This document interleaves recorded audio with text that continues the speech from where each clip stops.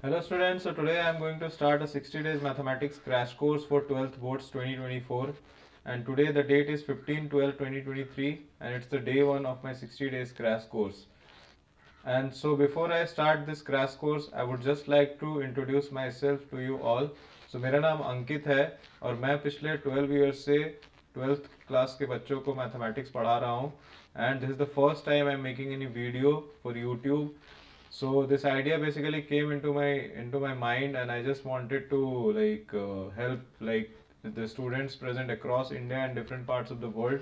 So this is the initiative I am taking today. So I hope you all will support me in this initiative, and I can promise you with one thing that the amount of knowledge which you are going to in this particular crash course is going to be immense. And if you follow my each and every tip properly, no one can stop you from getting at least 95 to 90 95 to 100 marks in your 12th board mathematics examination. So this is the day 1, and I am going to start with continuity and differentiability. So in this part 1 of my 60 days mathematics crash course, today I am going to just tell you the meaning of continuity and differentiability. What exactly is the meaning of continuity and what exactly is the meaning of differentiability? Because what I have seen is that a lot of people basically can solve a lot of questions related to continuity and differentiability, but they don't know how, like, what exactly is the meaning of continuity and differentiability.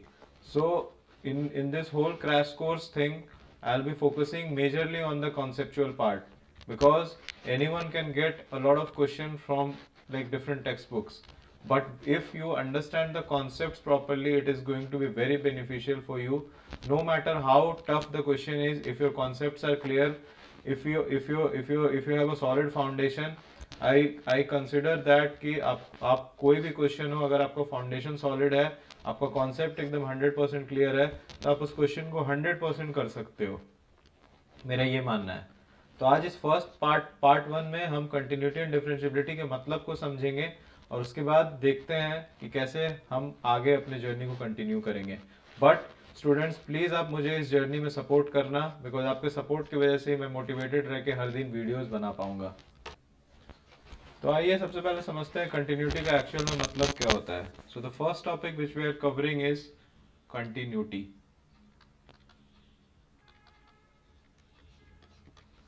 So continuity का मतलब होता है कि एक function जो है वो अपने पर्टिकुलर डोमेन में कंटिन्यूस है या नहीं है. कंटिन्यूस होने का मतलब है कि अगर आप एक पर्टिकुलर फंक्शन का आप अगर ग्राफ प्लॉट करोगे आप एक पर्टिकुलर डोमेन के अंदर में, तो वो ग्राफ जो है वो कंटिन्यूस होना चाहिए, जिसका मतलब है कि उसके ग्राफ में कहीं पे भी ब्रेक नहीं आना चाहिए.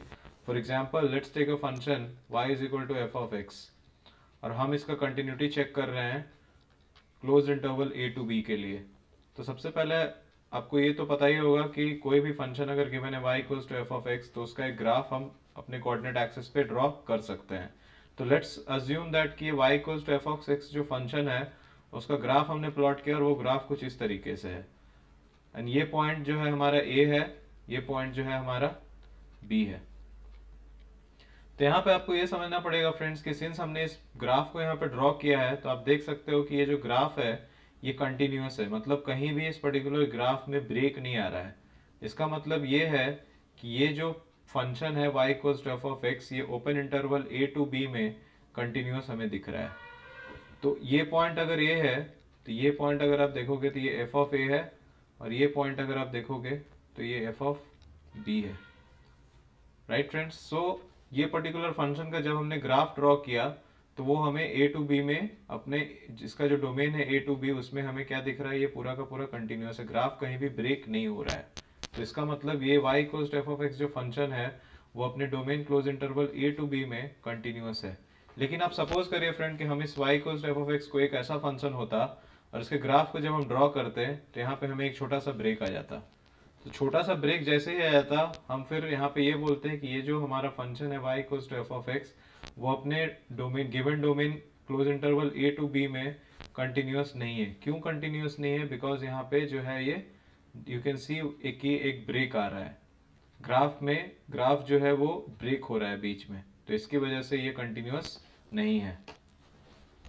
तो स्टूडेंट्स, ये तो हो गया इसके ग्राफिकल मेथड की बात. लेकिन जो हम क्वेश्चंस एग्जाम में सॉल्व करते हैं वो बेसिकली हम अल्जेब्रिकल वे में करते हैं. तो हमें ये समझना बहुत जरूरी है कि ये कंटिन्यूटी जो है हम अल्जेब्रिकल वे में किस तरीके से प्रूफ या फिर किस तरीके से हम शो कर सकते हैं कि पर्टिकुलर फंक्शन जो है अपने गिवन डोमेन में कंटिन्यूअस है या नहीं है। तो इसको प्रूफ करने के लिए f of x is continuous at x equal to a if limit x tends to a plus f of x equals to limit x tends to a minus f of x equals to f of a है। तो मैंने देखा है कि ये करने तो सबको आता है, बट एक्चुअल में इसका मतलब बहुत ही कम स्टूडेंट, एज इन मतलब 5% स्टूडेंट्स को भी इसका मतलब एक्चुअली में पता नहीं होता है कि हम एक्चुअली में ये करते क्यों हैं। तो मैं आपको ये समझाने की कोशिश करता हूँ। तो अगर आपने लिमिट्स स्टैंडर्ड 11th में पढ़ा होगा तो लिमिट्स जो है ये x tends to a plus और x tends to a minus का मतलब मैं आपको एक बार पहले समझाता हूँ। For example x tends to अगर 2 प्लस है और x टेंड्स टू अगर 2 माइनस है, तो x टेंड्स टू 2 प्लस का मतलब है कि 2x जो है वो 2 को राइट साइड से टेंड कर रहा है, और x इक्वल्स टू 2 माइनस जो है वो उसको लेफ्ट साइड से टेंड कर रहा है। तो राइट साइड और लेफ्ट साइड से टेंड करने का मतलब क्या है कि जैसे 2 है, सो 2 को आप उसके राइट साइड से टेंड कर रहे हो। फॉर एग्जांपल 2.0001, 2.000001, और 2 माइनस का मतलब है कि आप उसको लेफ्ट साइड से टेंड कर रहे हो, विच इज 1.9999 या फिर 1.99998। इसमें आप लेफ्ट साइड से टेंड कर रहे हो। तो x टेंड्स टू 2 प्लस का मतलब है कि 2 को हम उसके राइट साइड से अप्रोच कर रहे हैं, और x टेंड्स टू 2 माइनस का मतलब है कि उसको हम उसके लेफ्ट साइड से अप्रोच कर रहे हैं, मतलब स्मॉलर वैल्यू से अप्रोच कर रहे हैं। और x टेंड्स टू 2 प्लस का मतलब है कि हम उसको राइट साइड यानी कि उसके बिगर वैल्यूज की तरफ से अप्रोच कर रहे हैं।